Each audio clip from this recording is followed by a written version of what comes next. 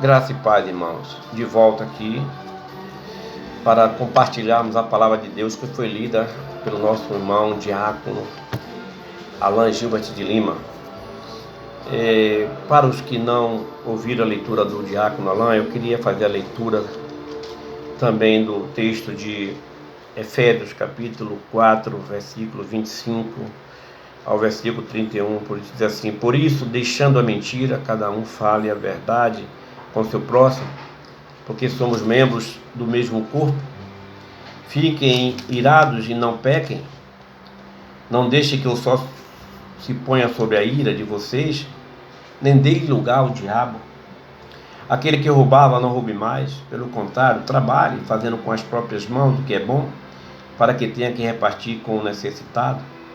Não saia da sua boca, nem ou da boca de vocês, nenhuma palavra suja, mas unicamente a que for boa para edificação, conforme a necessidade, e assim transmita graça aos que ouvem. E não entristeçam o Espírito Santo de Deus, do qual vocês foram selados para o dia da redenção. Que não haja no meio de vocês qualquer amargura, indignação, ira, gritaria, blasfêmias, bem como qualquer maldade. O 32, eu vou ler o 32 também, diz: pelo contrário, sejam bondosos, compassivos uns para com os outros, perdoando uns aos outros, como também Deus em Cristo perdoou vocês. Que Deus aplique a sua palavra em nossos corações. Oremos. Querido Pai e eterno Deus, nós te agradecemos, ó Deus, pela leitura da tua palavra e pedimos ao Senhor Deus, em nome de Jesus Cristo, que teu Espírito Santo possa falar aos nossos corações nesta manhã. Eu oro ao Senhor Deus e agradeço. Em nome de Jesus Cristo, amém. Irmãos, o apóstolo Paulo sentiu a necessidade de escrever aos Efésios. Ele aqui faz uma exortação à santidade. E ele mostra dois lados: o que não devemos buscar, nem compactuar, e também ele nos mostra o que devemos fazer como cristãos e como a Bíblia nos orienta. A intenção do apóstolo é mostrar que a Igreja de Cristo nesses últimos dias precisa cada vez mais estar unidas. E precisando estar unida, é necessário que ela perceba os males que não podem entrar na igreja. Temos visto nesses últimos dias muitas heresias, muitos falsos profetas que vêm trazendo mensagens diabólicas, sem fundamento, para poder tirar a igreja do caminho certo. A igreja precisa viver a sã doutrina, a doutrina de Cristo, a doutrina dos apóstolos, que tudo isso é de Deus. E para viver isso, irmão, nós precisamos estudar a Bíblia. Precisamos buscar em Deus o alimento necessário para nossas almas.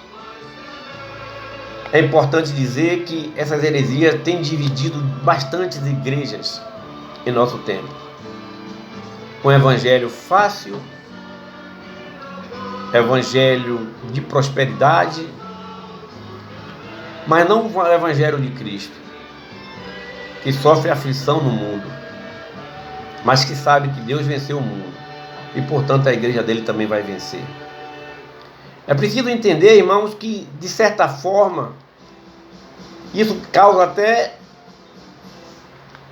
falando aqui de uma forma que vocês podem não entender, mas, de certa forma, favorece até a igreja, porque ele pode mostrar e revelar aqueles que não são sinceros na igreja. E Paulo chama atenção com relação a isso, quando ele escreve em 1 Coríntios, capítulo 11, versículo 19, dizendo o seguinte: porque até mesmo importa que haja partido entre vós, para que também os aprovados se tornem conhecidos em vosso meio. Irmão, o mal, ele se enraiza de uma maneira muito grande. E se nós não tivermos cuidado, esse mal pode ir crescendo. E é preciso que seja cortado de imediato. Nós fomos convidados por Deus para pregar o evangelho genuíno. Deus confiou para nós pregar esse evangelho. E a igreja não precisa fazer algo para agradar a homens, mas fazer a vontade de Deus. O líder tem essa responsabilidade. Fazer a vontade de Deus. Não agradar a homens, mas fazer a vontade de Deus. A palavra de Deus, irmãos, ela é importante para nós. Eu queria pensar com todos vocês nesta manhã sobre 3 pontos que me chamou a atenção nessa leitura que eu fiz e que eu creio que vai nos despertar, certo? O primeiro ponto é que a igreja, ela precisa do alimento. Irmãos, nós somos pessoas físicas e dependemos ser alimentados para poder fortalecer a nossa matéria. Se nós não nos alimentarmos, nós vamos, irmãos, perecer. Porque nós vamos desidratar e vai terminar morrendo. A igreja de Cristo, ela precisa se alimentar diariamente desse pão que desceu do céu, que é a palavra de Deus. A palavra de Deus, irmãos, ela deve ser ministrada na igreja com toda ousadia, com toda intrepidez, com muita verdade, para que haja na vida dos irmãos um sentimento que precisa melhorar a cada dia. Jesus, irmãos, o próprio Jesus, quando ele foi tentado por Satanás no deserto, no capítulo 4, o versículo 4, quando Satanás ofereceu todo o reino para ele, ele diz assim, olha, está escrito, não só de pão vive o homem, mas de toda palavra que procede da boca de Deus. Jesus não deixou se levar por nada, mas ele disse que o mais importante do alimento para a vida dele era a palavra que saía da boca de Deus, e ele venceu Satanás. E nós também podemos vencer e não permitir que heresias ou que outro evangelho seja pregado na igreja. E se a igreja estiver unida na verdade que é a palavra de Deus, nada vai nos contaminar. Diz ainda Paulo, o salmista, né? No Salmo 23, versículo 2, versículo 3, ele diz o seguinte: ele me faz repousar em pasto verdejante, leva-me junto para águas de descanso, refrigera minha alma, guia-me pela vereda da justiça por amor do seu nome. Assim como a palavra é o pão, a água também refrigera a nossa alma. Foi por isso que Jesus chegou para Nicodemos, um mestre judeu, e disse: Nicodemos, é necessário nascer de novo. Aquele que não nasce da água e do Espírito não pode entrar no reino de Deus. A água e o pão são essenciais para o desenvolvimento da nossa vida espiritual. A Bíblia diz em João 7,38 o seguinte, irmão: quem crê em mim, como diz a Escritura, do seu interior fluirão rios de água viva. Logo, queridos irmãos, tanto o pão como a água, ela é indispensável à vida do ser humano. Tenhamos muito cuidado com as heresias. Tenhamos muito cuidado com águas contaminadas em cisternas rotas, como disse Jeremias, antes da Babilônia assumir Israel. Ele disse: porque dos males cometeu o meu povo, 2 males cometeu o meu povo, a mim me deixaram o manancial de águas vivas e cavaram cisternas rotas que não retêm água. Jeremias, antes da destruição, ele profetizou, porque o povo tinha deixado ele, foram adorar outros deuses. Então, irmão, não deixe que um outro evangelho seja pregado. Não ouça. Não vá para outros pastos, alimentar em outros pastos. Fique na sua igreja. Ouça o seu pastor. Ouça o seu irmão que está pregando na igreja, que está ensinando na igreja. É preciso que nós tenhamos cuidado, irmão. Então, o primeiro ponto, a igreja precisa do alimento, que é o pão da vida de Jesus Cristo. Então, precisamos deste pão, irmão. Devemos buscar.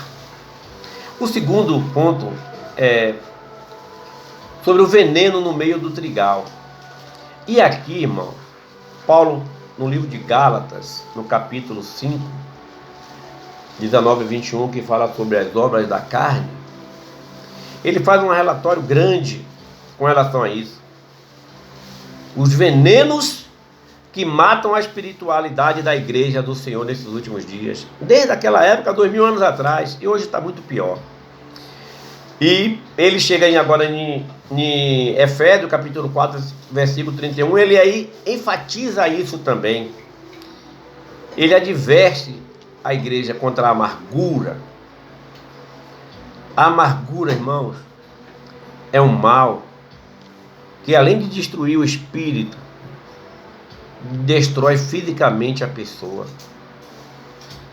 A amargura é um ódio incutido no ser humano que traz doenças para ele. Não deixe que a amargura seja um impedimento para que você cresça espiritualmente. Não permita que a amargura destrua você. Hebreus capítulo 12, versículo 15. O escritor diz o seguinte: atentando diligentemente, porque ninguém seja faltoso, separando-se da graça de Deus, nem haja alguma raiz de amargura que brotando vos perturbe, e por meio dela muitos sejam contaminados.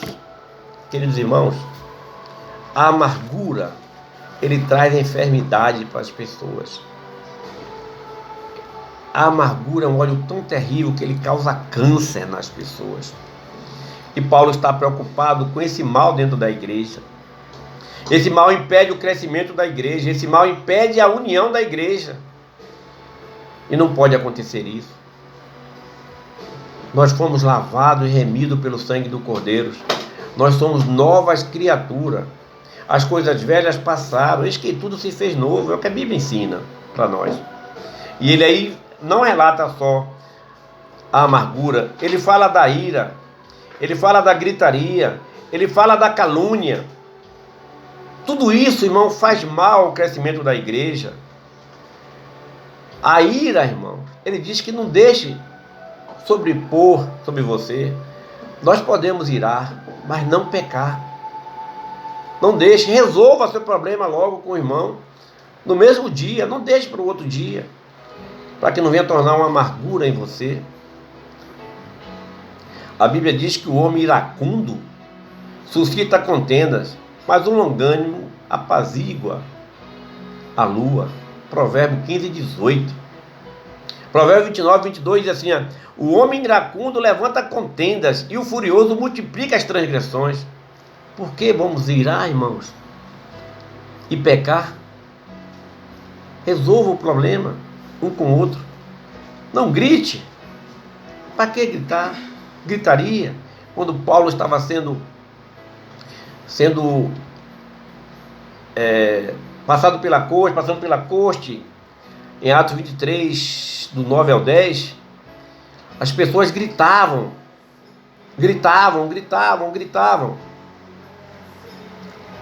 Mas Deus estava com Paulo. E a gritaria não resolve. Tem pessoas que infelizmente perdem o controle e gritam muito, achando que a gritaria vai resolver a solução do problema. Nós somos cristãos, nós somos pessoas racionais, inteligentes, feitas à imagem e semelhança de Deus. Para que isso? Para que isso? Vocês já viram quando um predador vai pegar a sua caça? A caça é indefesa. E ela grita tanto, mas depois é devorada pelo predador. Seja paciente, irmãos. Seja manso como uma pomba, prudente como uma serpente. A calúnia, irmãos, essa é a pior que tem, porque ela é um hábito universal. E muitas das vezes nós caímos nesse erro de falar mal do nosso próximo, de julgar as pessoas de forma errada. O caluniador, ele é abominável ao Senhor. A calúnia, ela divide igrejas, divide famílias. Nós precisamos fugir desse caluniador.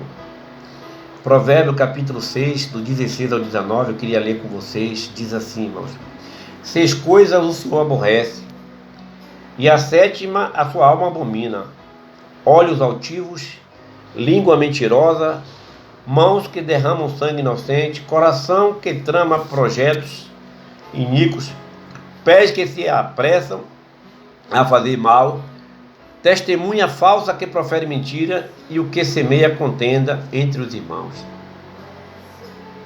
Irmão, tenhamos cuidado. E quando alguém vier a você para falar do seu irmão, peça a ele que volte e converse com o seu irmão, que ore com o seu irmão, que ame ao seu irmão, em vez de você criar calúnia contra o seu irmão. Ou se vier falar do seu irmão, venha junto com o seu irmão para nós ajudarmos a resolver os problemas. A malícia, irmão, é outra coisa que tem prejudicado a igreja do Senhor. Cuidado, irmãos. Não seja malicioso com o seu próximo. A Bíblia diz que aquele que não se tornar como uma criança não pode entrar no reino dos céus. Deus, Ele quer nos livrar de todos esses males. Esses itens do 31 que Paulo cita são itens, irmãos, que quebra a unidade da igreja, quebra a união da igreja e aborrece Deus. Não deixe que isso aconteça na sua vida. Mas o terceiro ponto, tem algumas virtudes que eleva a união, que eleva a santidade, que eleva a nossa consagração ao Senhor, que é o fruto do Espírito, a bondade. Versículo 32 diz: o crente, irmão, bondoso, ele é misericordioso e contribui para a união da igreja. A compaixão, aqueles que são compassivos, eles choram com os que choram, se alegram com os que se alegram. Seja compassivo, irmão. Ser compassivo é ser generoso, é ser misericordioso. Utilize esse dom que Deus lhe deu para a edificação do corpo de Cristo, que somos nós. E o perdão, irmãos. Esse aqui é o mais difícil para muitos cristãos. Perdoando-nos, ensinou Jesus. É uma necessidade de todo cristão. E Jesus ensina isso no Pai Nosso. Se nós perdoarmos, seremos perdoados. Mas muito conhece essa passagem, mas dificilmente perdoa seu irmão.